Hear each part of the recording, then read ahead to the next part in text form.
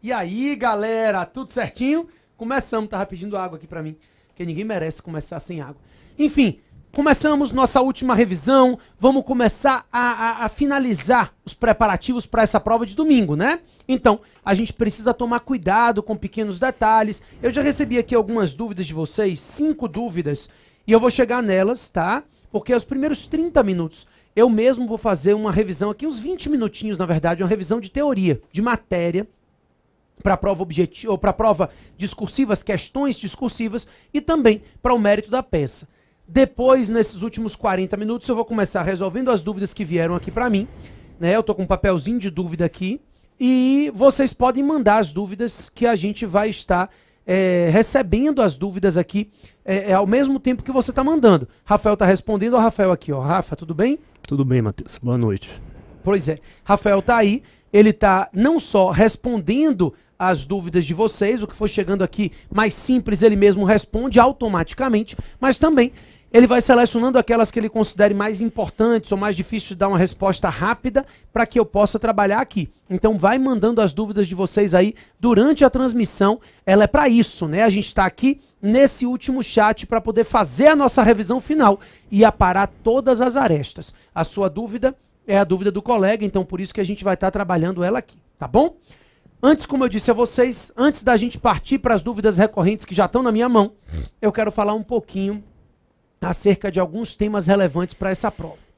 Primeiro deles, responsabilidade civil do Estado. Vamos lá? Regras básicas de responsabilidade civil que eu preciso que você tome cuidado. Primeiro, você sabe que a responsabilidade civil do Estado está regulamentada no artigo 37, parágrafo 6º da Constituição Federal. Então, o 37, 6º da Constituição e o 43 do Código Civil praticamente repete ele, trata da responsabilidade objetiva do Estado. Na verdade, a Constituição vai um pouquinho além. A regra é de que todas as pessoas de direito público, mas também todas as pessoas de direito privado que prestam serviço público respondem objetivamente pelos danos que seus agentes causarem a terceiros. Então, nós temos uma responsabilidade objetiva que abarca não só o Estado, mas abarca também concessionárias, permissionárias, todo mundo que presta serviço público segue essa responsabilidade objetiva do 37, parágrafo 6º da Constituição. Regras básicas que a gente tem que tomar cuidado, parecem manjadas, mas a gente tem que tomar cuidado na prova discursiva. Primeiro, a responsabilidade objetiva, ela pode decorrer de condutas lícitas ou ilícitas, né?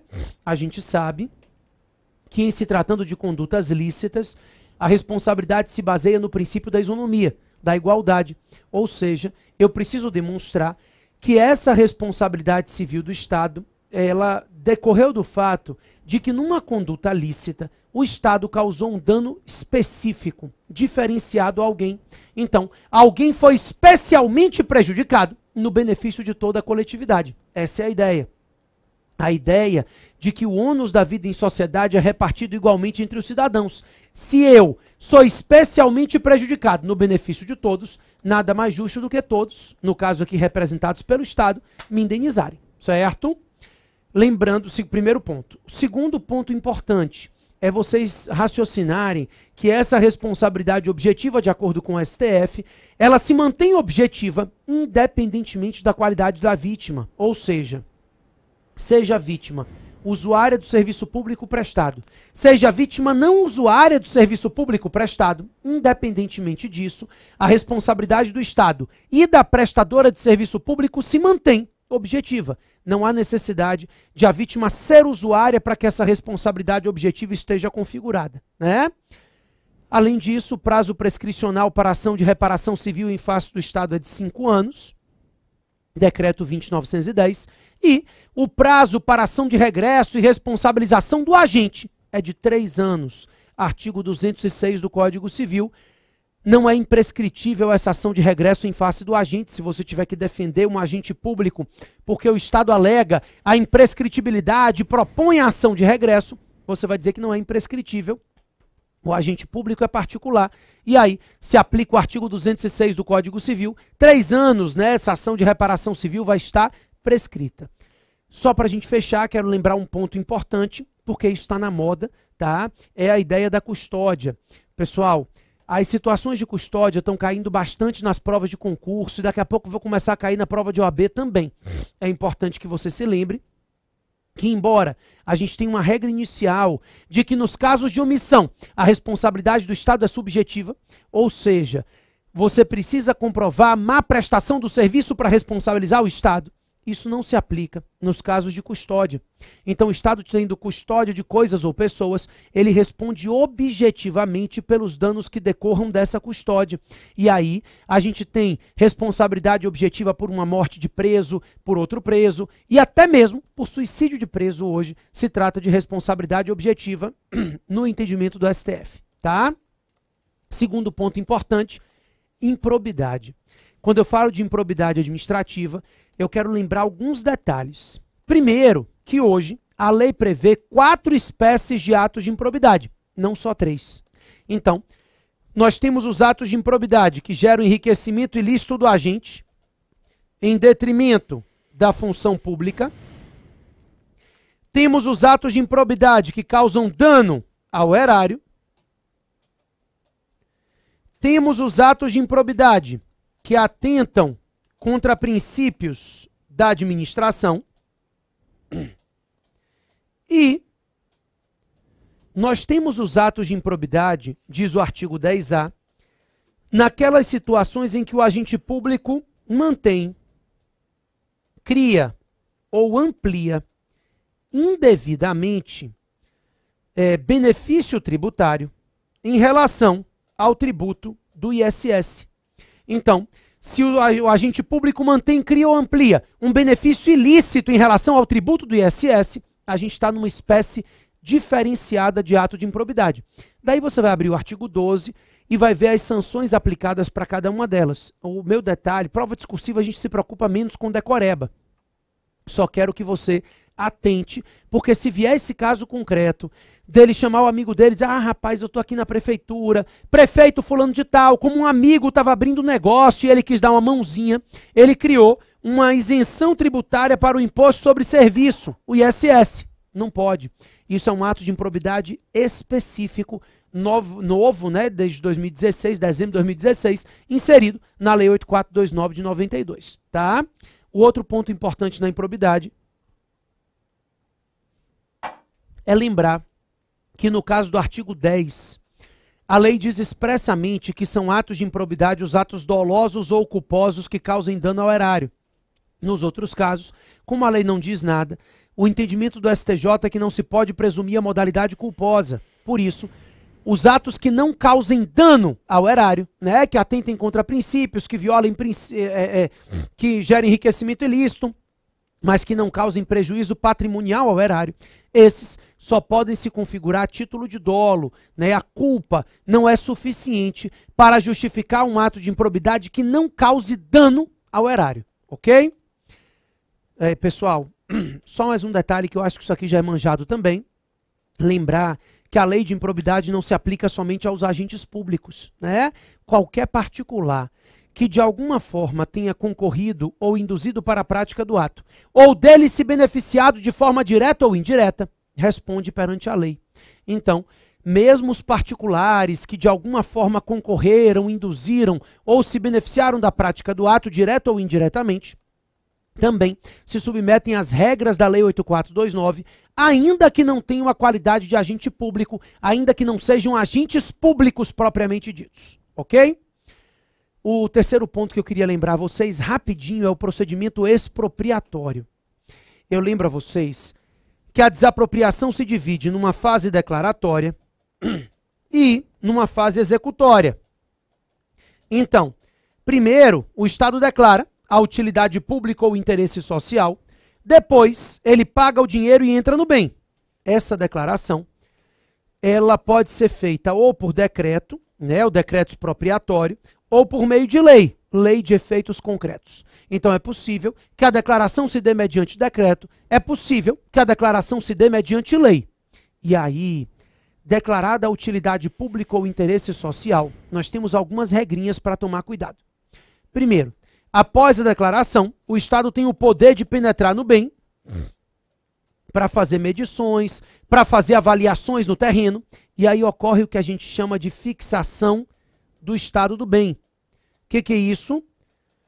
É o poder público dizendo que não vai indenizar as melhorias feitas no bem após a declaração, a não ser as benfeitorias necessárias e as benfeitorias úteis autorizadas. Tá? Então, benfeitorias úteis autorizadas e benfeitorias necessárias, essas serão indenizadas mesmo que feitas após a declaração. As demais não. Além disso, o poder público tem que executar a declaração dentro do prazo de caducidade. Pessoal, se a declaração for de utilidade pública, a caducidade ocorre em 5 anos. Se a declaração for de interesse social, a caducidade ocorre em 2 anos. Não executou, decai, não pode executar depois. Lembrando que essa execução pode se dar ou na via administrativa ou na via judicial. Então é possível que a execução ocorra administrativamente se houver acordo.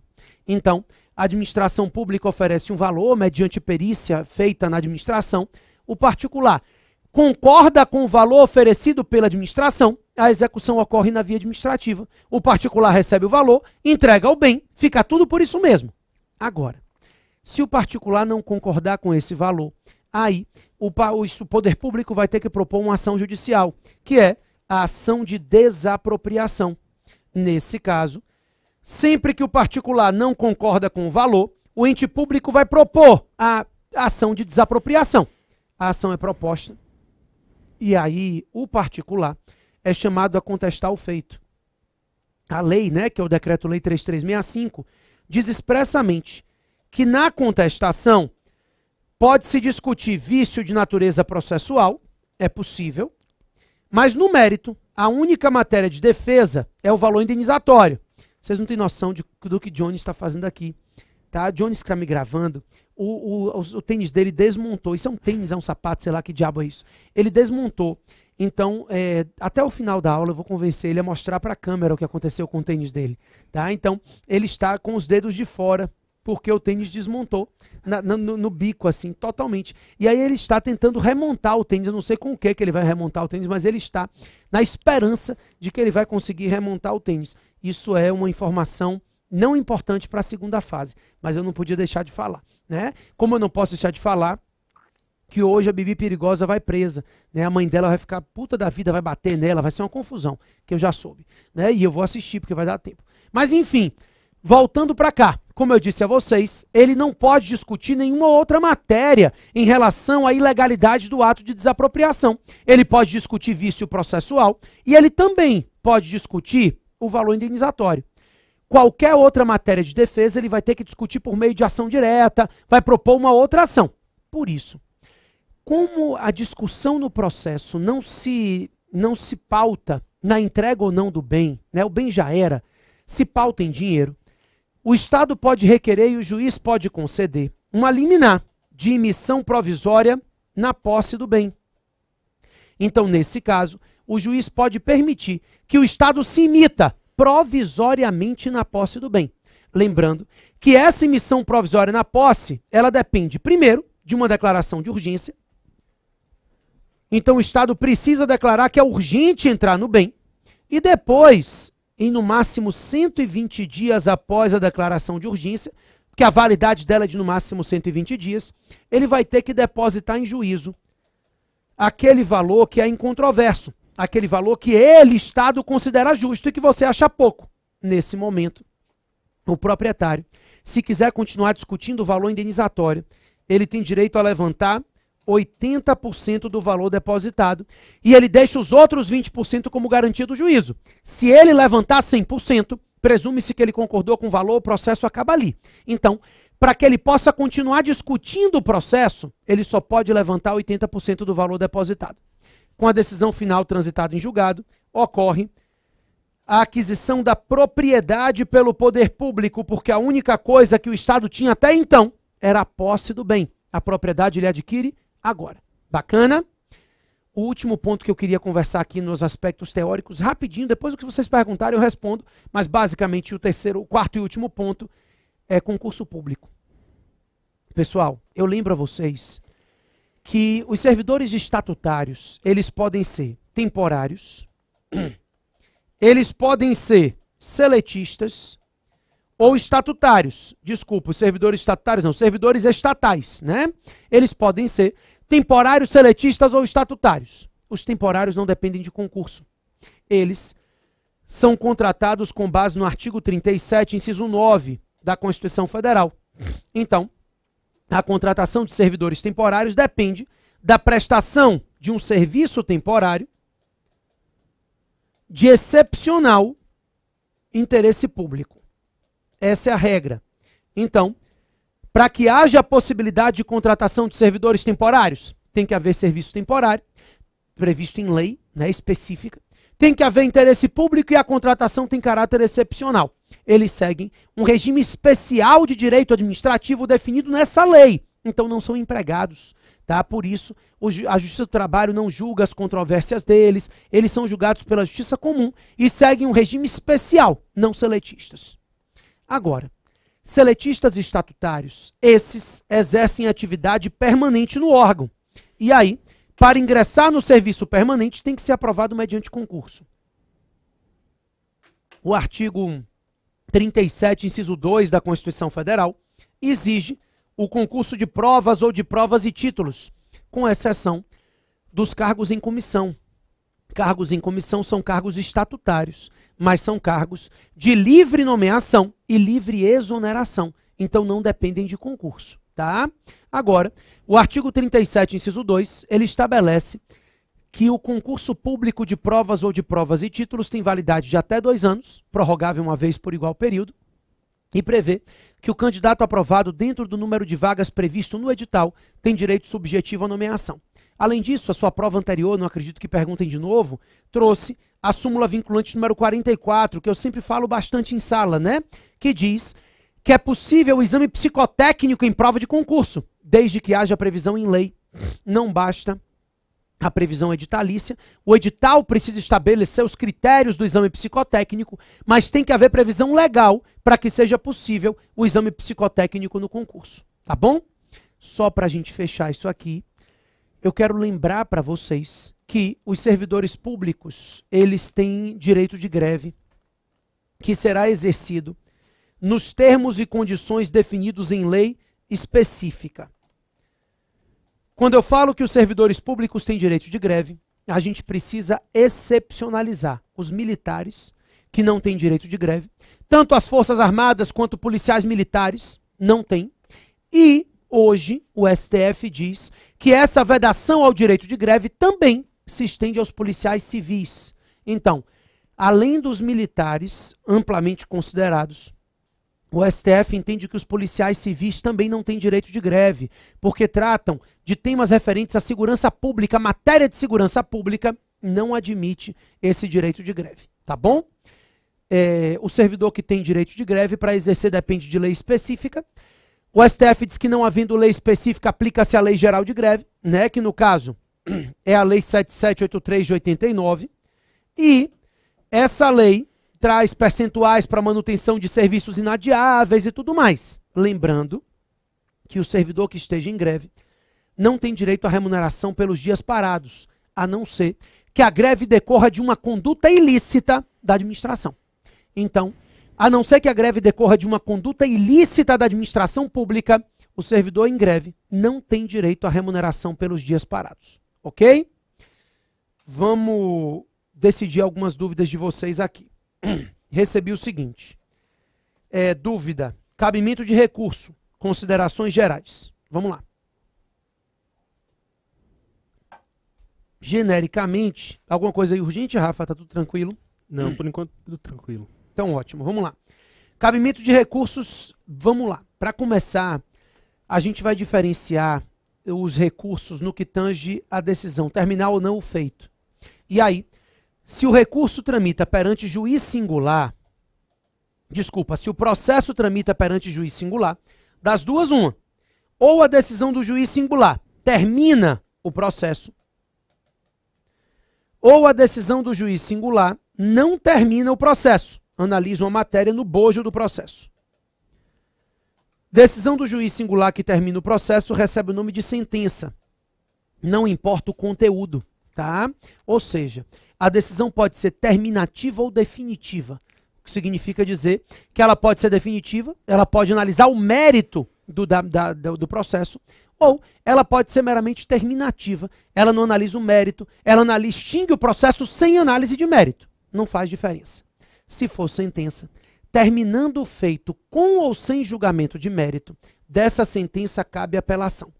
Tá? Então, se a decisão é final, se ela acaba com o processo, não repito, não me interessa o conteúdo da sentença.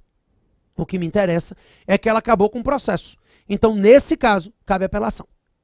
Se a decisão não termina o feito, a decisão é uma decisão interlocutória. E aí, nesse caso, se a decisão é interlocutória, decide uma matéria no processo, mas o processo continua a sua tramitação, dessa decisão é possível a interposição de agravo de instrumento, quando a gente estiver diante de uma decisão interlocutória que não acaba com o processo. Agora, considerando as decisões finais, então, somente, considerando que a decisão é a decisão que termina o feito, eu tenho dois problemas. Por quê? Essa decisão, ela pode ser proferida por juiz singular, ou ela pode ser proferida originariamente por tribunal, porque a gente sabe que em determinadas ações o processo pode tramitar no tribunal originariamente, ele já começa no tribunal. Vamos lá, se a decisão for do juiz singular, pode ser ou um juiz de direito, né, um juiz estadual, ou um juiz federal. Não faz diferença. Seja juiz de direito, seja juiz federal, essa decisão final proferida por ele, eu já disse a vocês, recebe o nome de sentença. Da sentença cabe apelação. Lembrando que essa apelação é um recurso na via ordinária. Por que um recurso na via ordinária? Os recursos ordinários são aqueles recursos que devolvem toda a matéria do processo para ser discutida pelo tribunal. Então, nesse recurso ordinário, todo o processo passa para ser analisado pelo tribunal. Não somente um aspecto, mas tudo, tá? Dessa decisão da apelação, então, se for um juiz de direito, a apelação vai para o Tribunal de Justiça, se for um juiz federal, é para o TRF. Dessa apelação, é possível uma decisão. A decisão recebe o nome de acórdão. Desse acórdão, que julgou a apelação, só cabe recursos ordinários, ou extraordinários, ou recurso especial, ou recurso extraordinário em sentido estrito. Repito. Então, proferida decisão por juiz singular, sentença, coube apelação. Ao julgar a apelação, não cabe mais outro recurso na via ordinária. Então, já tive um recurso ordinário, que foi a apelação, ela tem natureza de recurso ordinário, e depois, no julgamento desse recurso ordinário, eu não posso interpor um outro recurso na via ordinária. Então, desse julgamento do recurso na via ordinária, eu só posso interpor recursos de natureza extraordinários. Então, é possível o recurso especial, é possível o recurso extraordinário. Aqui, esses recursos têm natureza extraordinária porque eles só são cabíveis em pontos específicos. Eles não devolvem toda a matéria para ser discutida pelo tribunal é de quem? Não. Eles devolvem em pontos específicos. Então, no caso de recurso especial, violação à lei, a tratado. No caso de recurso extraordinário, violação à Constituição. Enfim, são pontos específicos que justificam a possibilidade do RESP ou do RE. Senão, não vai poder interpor. O cabimento do RESP está no artigo 105, inciso 2, do RE, no 102, inciso 2, ambos da Constituição Federal. O problema é que a gente já conversou que em algumas situações a ação começa no tribunal. Então, a decisão do tribunal que julga o processo é um acórdão, mas esse acórdão não está julgando a apelação. É um acórdão que está proferindo a primeira decisão do processo. E aí, nesse caso, se é a primeira decisão do processo, em razão da garantia do duplo grau de jurisdição, a priori, você pode interpor um recurso na via ordinária. Claro que a gente sabe que nessas ações, mandato de segurança, né, ou habeas data, é possível que ela tramite originariamente no TJ, originariamente no TRF, ela pode tramitar no STJ ou até mesmo no STF. Se essa decisão for de qualquer um desses tribunais, ela recebe o nome de acórdão. E olha, o acórdão, pessoal, proferido pelo STF, só cabe embargos declaratórios, não tem como subir mais. Mas nos outros casos, esse acórdão, que denega o mandado de segurança, que denega o habeas data, ele é cabível também dele um recurso na via ordinária, que nesse caso não recebe o nome de apelação, recebe o nome somente de recurso ordinário. Então, esse recurso ordinário, ele vai tramitar ou do TJ e você vai interpor ele para o STJ, TRF também para o STJ, ou então, se o acórdão for originário do STJ, você vai interpor o seu recurso ordinário para o STF, tá? Então, não recebe o nome de apelação, é um recurso ordinário constitucional, quando a decisão originária é um acórdão, e aí você quer reanalisar essa matéria, toda a matéria fática, é possível a interposição de recurso ordinário, tá bom? Beleza. Vamos lá. Tratar da competência do mandado de segurança, GPS. Acho que essa é a dúvida principal, né? Pelo que eu vi aqui. O pessoal está muito preocupado em relação à nomeação da ação de procedimento comum. Tá na minha lista aqui, eu vou chegar lá, tá? Vamos lá, só falar rapidinho desse GPS, que é bem simples, e aí eu vou para essa ação de procedimento comum e do nome dela.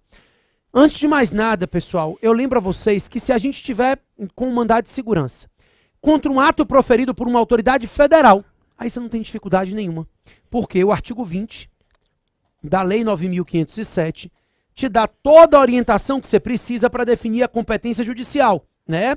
Ele diz que se a autoridade federal for presidente da República, da Câmara, do Senado, Tribunal de Contas da União, STF, Procurador-Geral da República, aí nesses casos, o seu mandado de segurança é impetrado originariamente no STF. Se for ministro de Estado, vai para o STJ. Em alguns casos aí, juiz federal, vai para o TRF. Qualquer outra autoridade federal, juiz federal que julga, isso está fácil. O problema é que esse artigo 20 da Lei 9.507, ela não trata de autoridades estaduais e municipais.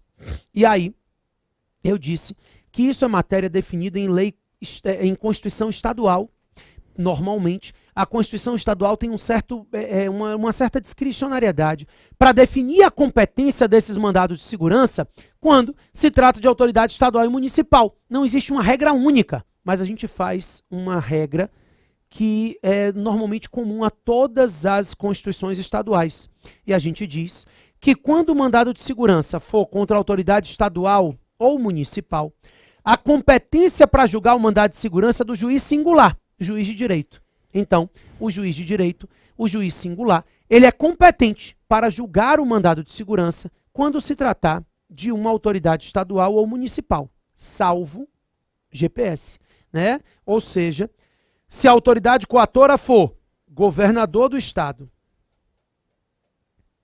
prefeito de capital ou secretário estadual, não é secretário de estado do município, é secretário de estado estadual. Nesses casos, quem julga o mandado de segurança é originariamente o Tribunal de Justiça. Então, se você tiver que impugnar o ato do governador do estado, você vai impetrar o seu mandado de segurança originariamente no TJ, no Tribunal de Justiça. Tá bom? Vamos lá.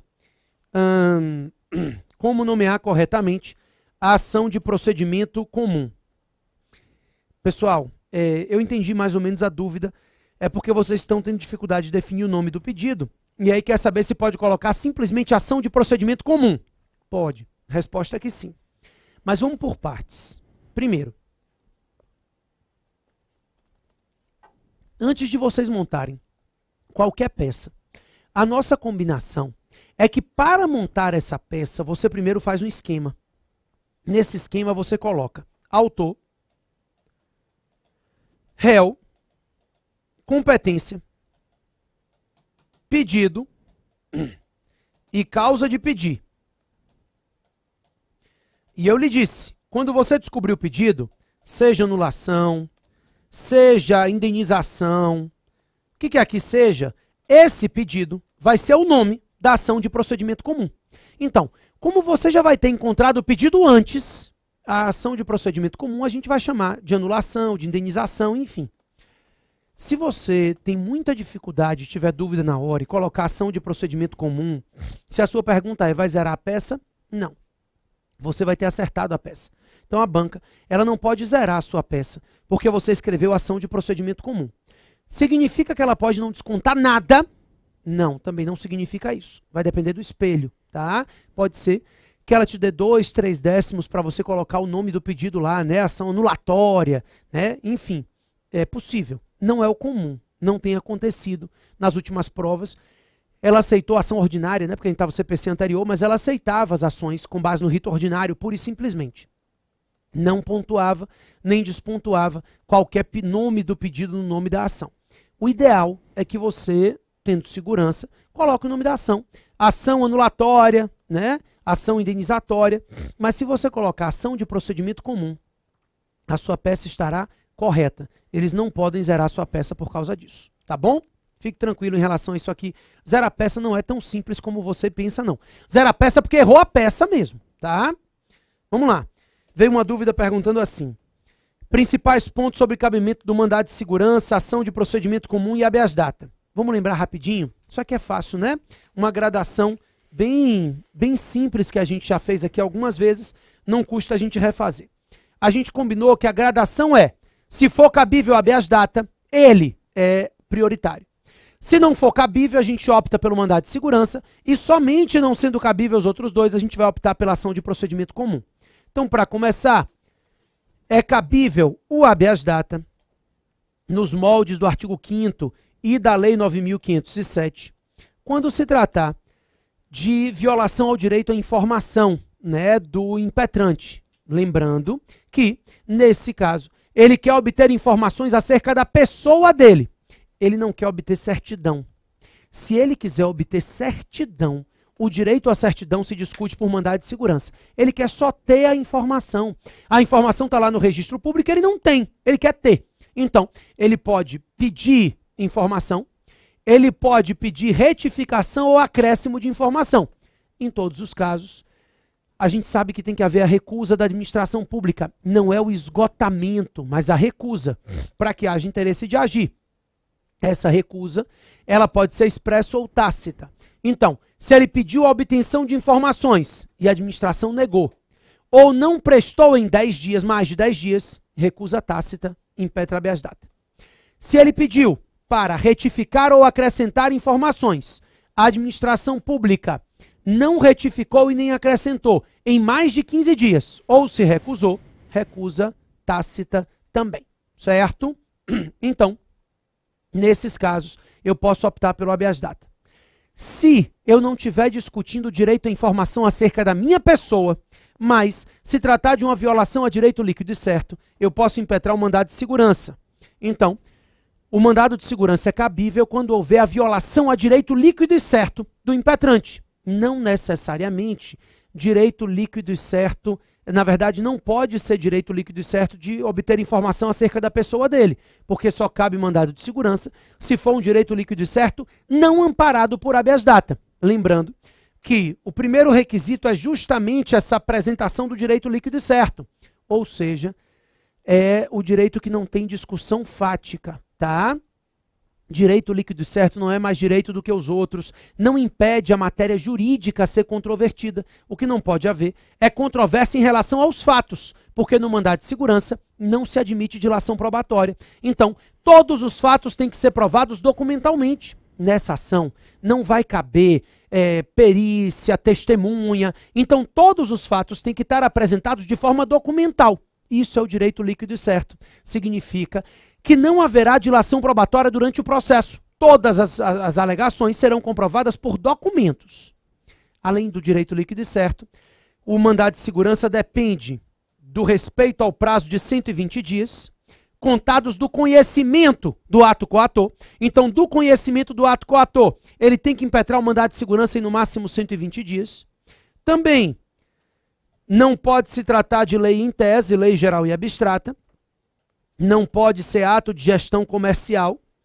Não pode se tratar de uma decisão que caiba recurso com efeito suspensivo. E também ele não pode estar pedindo indenização de valores anteriores à impetração, tá? Se algum desses requisitos estiver presente, ou seja, se tiverem passado os 120 dias, ou se ele quiser for indenização, ou se precisar de perícia, testemunha, aí nesse caso você vai ter que partir para as ações de procedimento comum, né, seguindo o 319 do Código de Processo Civil. Bacana? Acho que basicamente é isso aqui. Diz aí, Rafa, tem alguma dúvida relevante para a gente ainda? Tem um pessoal com dúvida acerca daquela competência do presidente prevista no artigo 141 da Lei 8.112, se ele pode delegar ou não. Pode, vamos lá. Ó, a Lei 8.112, ela estabelece competência para julgamento, né, e aplicação de penalidades no PAD. O artigo 141 diz que compete ao presidente da República, presidente da Câmara e do Senado, presidente do Tribunal ou Procurador-Geral da República aplicar a demissão. Cada um, obviamente, de acordo com o poder ao qual o servidor esteja vinculado. A competência é delegável, inclusive, porque a lei diz expressamente que, em regra, a competência é delegável. A Lei 9784 não se admite delegação quando se tratar da edição de ato normativo, decisão de recurso hierárquico e competência exclusiva, assim definida em lei. Não é o caso. Tá? Não é o caso de nenhuma das três coisas. Então, em regra, é possível a delegação. O presidente da República pode delegar essa competência ao ministro de Estado. Na verdade, essa delegação, inclusive, existe. Nós temos hoje um decreto presidencial que delega aos ministros de Estado a competência para aplicação das penas de demissão aos servidores do Executivo. Vou lhe dizer aqui o número do decreto agora. Mas o problema, decreto presidencial, delegação, demissão. Ó, o decreto, veja, aqui.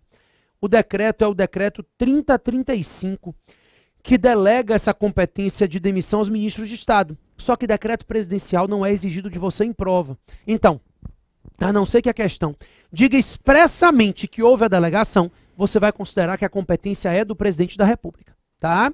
Então, cabe delegação, mas você só vai admitir que houve delegação se a questão lhe disser isso. Caso contrário, não. Diz aí, Rafa, o que mais? O pessoal está querendo saber se tem a possibilidade da cobrança do habeas corpus. Tem. Muito improvável. O habeas corpus não é uma peça privativa de advogado. Deixa eu explicar a vocês algumas coisas. Habeas corpus não cai nem na prova de penal, né? Normalmente cai recurso em habeas corpus, e aí é apelação. Por quê? Porque não é uma peça privativa de advogado. Você, antes da OAB, se precisar soltar alguém, pode impetrar um habeas corpus. Então, por não ser uma peça privativa de advogado, existem algumas discussões se ela pode ou não ser cobrada. A OAB não entra no pedido de fazer um habeas corpus exatamente por isso. Tá? Então, a tendência é que não seja uma prova cobrada. Eu até boto o modelo no meu livro e esse modelo é o mesmo modelo do habeas data. Não muda muita coisa, não. É a mesma estrutura do habeas data. Você vai fazer um habeas corpus igual a um habeas data, mas sempre que houver uma prisão ilegal. A matéria não é uma matéria de direito administrativo, tá?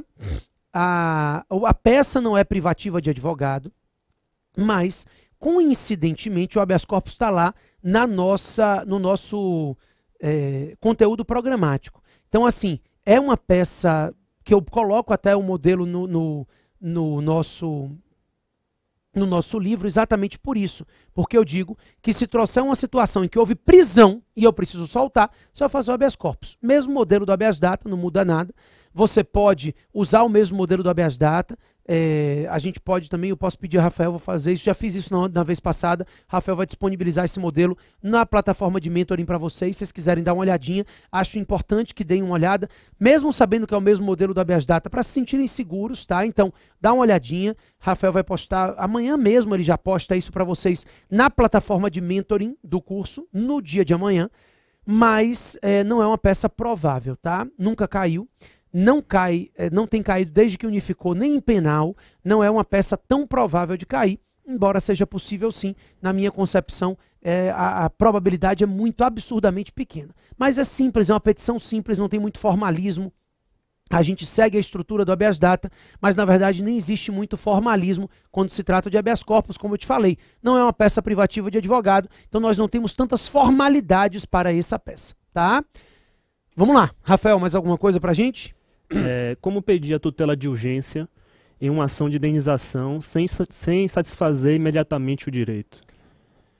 É bem difícil, mas normalmente é possível quando o sujeito ainda precisa de atendimento médico, por exemplo. E aí você pode pedir a tutela de urgência para que seja concedido a ele o tratamento médico, a sessão de fisioterapia. Então, uma indenização porque alguém atropelou. Esse sujeito não só quer receber a indenização, como ele também quer ter o atendimento, porque senão ele vai morrer, vai ter um problema maior. Então você pode, na tutela de urgência, resolver esse problema emergencial, né, de garantir a ele o atendimento médico, e no pedido final pedir somente a indenização. Não dá para você pedir na tutela de urgência que se antecipe o dinheiro, tá? Isso realmente é satisfativo.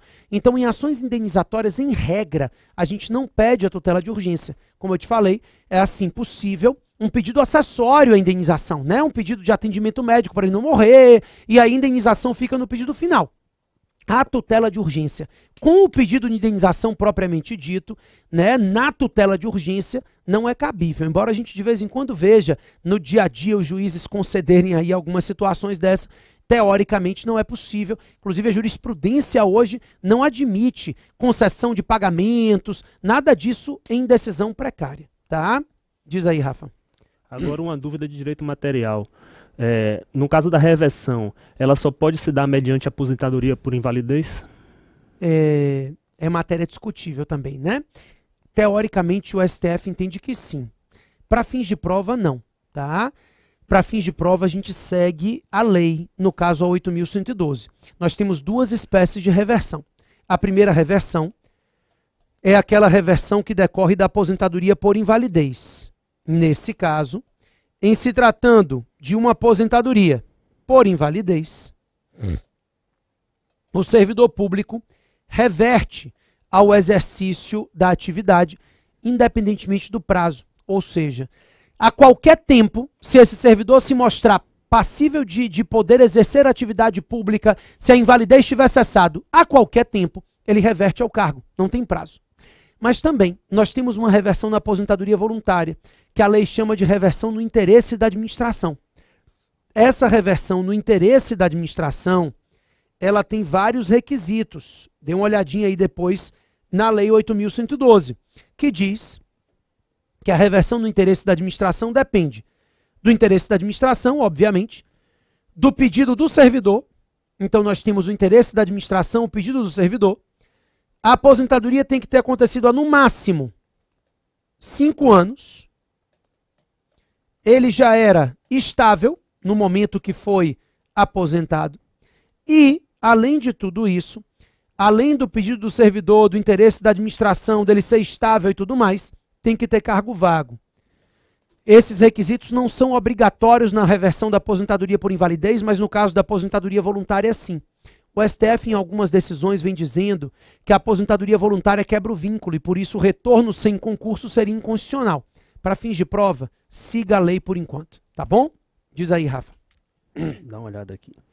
O agravo interno é dirigido ao relator ou ao presidente do Tribunal de Justiça? Presidente. Vamos lá.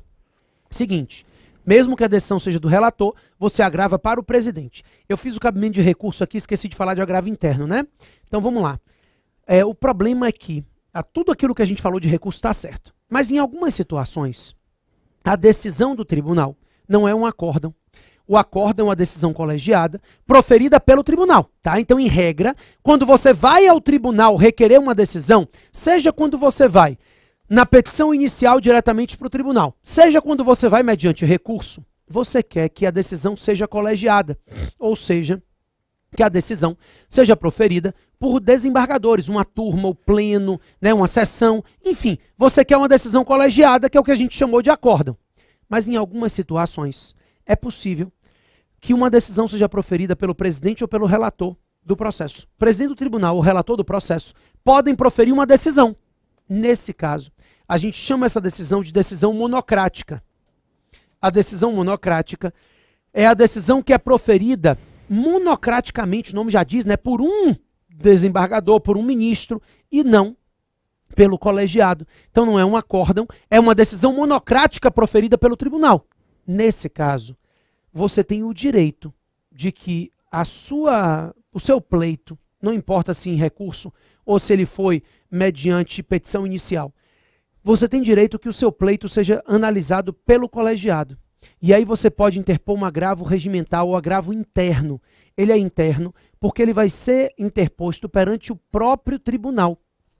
Então, suponha que o seu agravo interno está sendo interposto no Tribunal de Justiça, você vai endereçar ele para o presidente do próprio Tribunal de Justiça. Então, você sempre endereça ao presidente do tribunal e o presidente do tribunal é quem encaminha para o colegiado julgar. Então, a decisão monocrática, você não gostou, você pode interpor um agravo regimental ou interno em face dessa decisão e você endereça esse agravo ao presidente do tribunal, pedindo que o próprio tribunal se manifeste, mas agora numa decisão colegiada e não de uma decisão monocrática. Então não é um recurso que vai de um tribunal para o outro, ele é interno mesmo, dentro do próprio tribunal, sem encaminha ao presidente. Tá? Mais coisas? Na ação de procedimento comum, nos pedidos, uma prova que ela fez da OAB anterior, tem a condenação nas verbas de sucumbência. É a mesma coisa que condenação do réu ao pagamento de custos e honorários? Mesma coisa, tá? As verbas de sucumbência, elas se dividem em custas processuais e emolumentos e honorários advocatícios, que são também honorários sucumbenciais, tá? Então, você colocando verbas de sucumbência ou custas e honorários dá no mesmo. Se você optar por custas e honorários, eu peço sempre que você tome cuidado, porque no mandado de segurança, as verbas de sucumbência se limitam às custas. Não pode haver a condenação em honorários, né? Mas nas ações de procedimento comum, as verbas sucumbenciais abrangem as custas e os honorários. Então, verba sucumbencial é uma expressão mais ampla que abarca os dois, custas e honorários advocatícios, dá no mesmo, faz diferença não. Isso varia de um espelho para o outro, mas eles não têm como despontuar, porque na prática é a mesma coisa, tá? Mais coisa aí, Rafael? Existe a possibilidade de cobrança da reconvenção? Também é uma peça possível, mas aqui pra gente ela ainda é mais difícil ainda. Sabe por quê? Na verdade, na minha concepção, não se pode cobrar reconvenção na prova de administrativo, porque a reconvenção ela tem que ser interposta, apresentada juntamente com a contestação, senão ela preclui. Então, se vier uma situação dessa, você vai contestar e não reconvir, né? Ainda mais hoje que o novo CPC admite a apresentação dos pedidos contrapostos todos em contestação, a reconvenção meio que morreu no Código de Processo Civil mais novo, né? É uma peça em desuso, porque hoje você tem os pedidos todos apresentados na contestação, inclusive os pedidos contrapostos. O CPC, com essa busca de economicidade, permite que todos os pedidos contrapostos sejam feitos na contestação, não precisando reconvir. Não é uma peça relevante, mas é igual à contestação, tá? Se a prova disser que já contestou e quer que você reconvenha, só se vier assim expressamente, é igual a uma contestação, a estrutura é a mesma. Agora, no agravo de instrumento, se nos pedidos tem a necessidade de intimar o agravado, do pedido de intimação. Pessoal, em todos os recursos, se você pedir a intimação da outra parte, não está errado não, tá? Normalmente a banca não traz pontuação para isso. Varia um pouquinho. O espelho da banca, ele infelizmente não é uniforme de um exame para o outro. Então, se você pedir sempre a intimação do agravado para apresentação de contra-razões, você pode fazer isso. Tá? Tanto no agravo quanto na apelação, em todos os recursos, você pode fazer isso. Não tem sido pontuado. Inclusive, a gente teve 3 apelações aí nos últimos exames, não é o que tem sido pontuado. Então, a gente vem tentando seguir a estrutura de espelho que a própria banca tem trazido. Mas não está errado, não. O pessoal está querendo que você fale um pouco sobre a diferenciação da tutela de evidência e da tutela de urgência. Vamos lá, bem rapidinho. A diferença é a urgência, tá? Bem rapidinho, que eu já estou precisando caminhar para o finalzinho, mas eu quero conversar com vocês o seguinte. Tutela de urgência, você já conhece, né? A gente faz com muita frequência. Na tutela de urgência, o que existe é uma necessidade sua de antecipar os efeitos da tutela ou de acautelar o resultado prático diante do risco iminente. Na tutela de urgência, além de você comprovar que existe a probabilidade do seu direito, você precisa comprovar que o risco é iminente, né? Ou seja, que existe um perigo de dano ou risco ao resultado útil do processo. A ideia é de que você diz, ó, meu direito é plausível, mas o pior de tudo não é isso não. É que além do meu direito ser plausível, eu tenho um risco muito grande na demora. Se o processo demorar, isso vai me causar um prejuízo muito grande. Então, eu justifico com base nisso, né, o artigo 300 do CPC, eu justifico a urgência sempre que houver probabilidade do direito e perigo de dano ou risco ao resultado útil do processo. Então, nesses casos, o que eu tenho é uma situação trazida no caso concreto em que você consegue alegar uma situação emergencial. Na tutela de evidência não há urgência, mas o seu direito é tão evidente, mas tão evidente, que não faz sentido que você fique esperando até o processo acabar para ter o seu direito provido. Então você pode pedir que se antecipem os efeitos da tutela em razão da evidência do seu direito. E aí, o artigo 311 do CPC fala em situações de evidência, quando houver abuso do direito de defesa, quando a decisão, o ato for um ato, a sua alegação for comprovada documentalmente, não se conseguir apresentar argumentação contrária plausível, enfim, são situações em que é evidente o seu direito. Nesse caso, não preciso demonstrar urgência. É tão evidente o meu direito que não é razoável que eu continue sofrendo o ônus da demora do processo. Os processualistas costumam dizer uma frase que eu acho fantástica. O ônus da demora no processo é sempre do autor. O processo é iniciado. Quem está se lenhando é o autor. Enquanto o juiz não julgar, o autor fica sem o direito dele. No momento que eu antecipo os efeitos da tutela, eu inverto o ônus da demora, porque aí eu supro a necessidade do autor, e quanto mais o processo demorar, quem se lasca é o réu. Então eu mudo o ônus da demora, deixa de ser do autor e passa a ser do réu. Aqui no CPC, é possível que eu transfira o ônus da demora para o réu, tanto nas situações de urgência, quanto nas situações em que o direito do autor seja evidente. Como eu te falei, a tutela de evidência você só vai usar se a prova deixar muito clara essa situação de que está evidenciado o seu direito, né, se vier alguma daquelas hipóteses do artigo 311. Não é uma medida tão comum ainda, é mais comum talvez numa prova de processo civil, né? Mas para vocês, se a questão deixar muito claro, você pede a tutela de evidência que a gente já treinou em sala, né? Diz aí, Rafa, última dúvida se alguém tiver ainda. No recurso de apelação é possível abrir tópicos sobre preliminares? Pessoal, já falei sobre isso nas aulas, mas eu repito. Preliminar de apelação é o que não foi julgado em sentença, tá? Então, inclusive eu queria que você assistisse a aula de apelação de novo, se você tem essa dúvida ainda. O que acontece? Acabaram as possibilidades de interposição de agravo retido com o novo CPC. Então, das decisões interlocutórias das duas, uma. Ou cabe agravo de instrumento, ou não cabe nada, tá? Então, proferida uma decisão interlocutória, ou é possível agravo de instrumento, ou não pode fazer nada. Ele vai fazer beiço, não tem o que fazer. Nesse caso, que não couber nada da decisão interlocutória, quando a sentença for proferida, ao apelar, o apelante pode abrir um tópico preliminar para dizer, olha, lembra daquela decisão interlocutória que eu não pude agravar? Eu quero discutir ela agora, porque se eu tiver razão, a gente não precisa nem olhar a sentença. Então isso é preliminar de apelação. É eu dizer, olha, aquela decisão interlocutória que para mim foi impossível de ser apelada, de agravada, eu vou discutir agora, em sede preliminar. Porque se eu tiver razão, você não vai nem olhar a sentença. Não vai, porque a sentença não interessa. A prova anterior de vocês cometeu um equívoco. Ela colocou a preliminar de apelação, preliminar de prescrição e de ilegitimidade de parte. O problema é que a legitimidade de parte e a prescrição são analisadas na sentença. E se é analisado na sentença, é mérito da apelação. Tudo que é analisado da sentença é mérito da apelação. Isso foi um erro da banca, tá? Então, tudo aquilo que é analisado na sentença é mérito da apelação.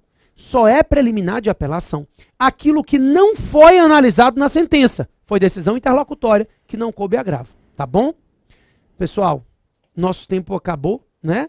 Eu queria só dizer a vocês que a prova vai ser no domingo. A gente vai estar aqui fazendo a nossa última, o nosso gabarito extraoficial, logo depois da prova, 7 horas da noite, se eu não me engano. Acho que eu já recebi aqui os horários, 19 horas de Brasília.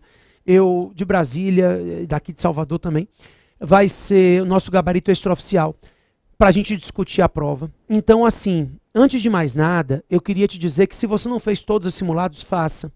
Se você deixou de treinar alguma peça, treine, tá? Pode ser bem aquela peça, parecida com aquela que cai na sua prova. Então tenha cuidado. Quanto mais você treina, mais seguro você se sente. nesse momento, não adianta eu dizer que você vai seguro para a prova, isso não existe. A insegurança ela é normal. Mesmo que você esteja preparado, e quanto mais preparado você está, mais você sabe que existem coisas que você não conseguiu preparar. Porque quanto mais a gente sabe que não sabe alguma coisa. Então, por mais preparado que você esteja, a sensação de que falta alguma coisa vai caminhar com você. O que você não pode é deixar que essa sensação te atrapalhe na concentração da prova. Então, no dia da prova, concentração. É só o meu desejo. Se você estiver concentrado, você consegue fazer tudo o que você aprendeu. Tá certo? Valeu, pessoal. A gente se encontra no domingo.